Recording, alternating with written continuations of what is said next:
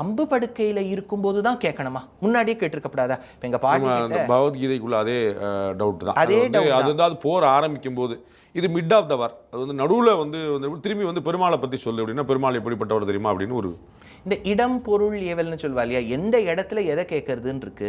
இந்த மாதிரி இப்போ தாத்தா பாட்டி வந்து ஒரு பெரிய ஐசியூல இருக்கும்போது தான் நான் மிளகு குழம்பு எப்படி பண்ணணும்னு போய் கேட்பேன். உயிரோடு இருக்கும்போது கேட்காதவன் அந்த பாட்டி ஐசியூல இருக்கும்போதா போய் கேட்பேன். இவர் பாவம் ஐசியூல உட்கார்ந்துட்டு இருக்காரு அம்பு படுக்கையில. அப்போ கேட்பாளான்னு கேட்டா ராமர் ஒன்று சொல்வார் யுத்த காண்டத்தில், அது கம்பர் எடுக்கிறார். விபீஷணன் போய் இப்போ சரணாகதி பண்ணுறானே, ஏன் முன்னாடி பண்ணிருக்கூடாதான்னு சுக்ரீவன் கேட்பான்.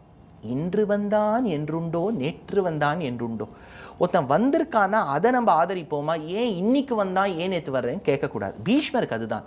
நான் படுக்கையில் இருக்கேனோ, கஷ்டப்படுறேனோ, இப்போவாது ஒருத்தன் வந்து கேட்குறானே, நான் பதில் சொல்கிறேன். அது ஒன்றும். ரெண்டாவது, ஏன் அப்போது விஷ்ணு சஹஸ்ரநாமத்தை அவரிடத்திலிருந்து கண்ணன் பெற வேண்டும்னா, அந்த உடம்பு என்ன நல்லவராக இருந்தாலும் துரியோதனனும் திருதராஷ்டிரனும் சாப்பாடு போட்டு வளர்ந்த உடம்பு. அந்த உடம்புல அந்த கலப்படம் இருந்ததுனால தான் ஒரு திரௌபதி கதரும் போது உதவாத ஒரு உடம்பு.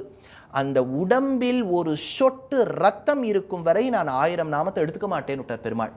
அதனால தான் அது ஃபுல்லாக ட்ரெயின் அவுட் ஆகி அவர் ஸ்கெலிட்டன் மாதிரி சப்பட்டியாக ஆன பிறகுதான், அப்பளாத்தை நம்ம வச்ச உடனே எப்படி இந்த ஈர கண்டென்ட் மேலே போகிறது இலவடாத்தில் ஆன பிறகுதான் இவர் திருமேனிலே. பீஷ்மர் அப்பேற்பட்ட ஒரு மகனியர். ஆனால் அந்த பெண்ணுக்கு நடக்கும்போது கூக்குரல் இடவில்லை. when you have not stood with the person who required justice, I will not accept Sahasranamam from you. அவர் உடம்பு அப்படியே காஞ்சு போன உடனே தான் அந்த சஹஸ்ரநாமத்தை எடுத்துட்டார்.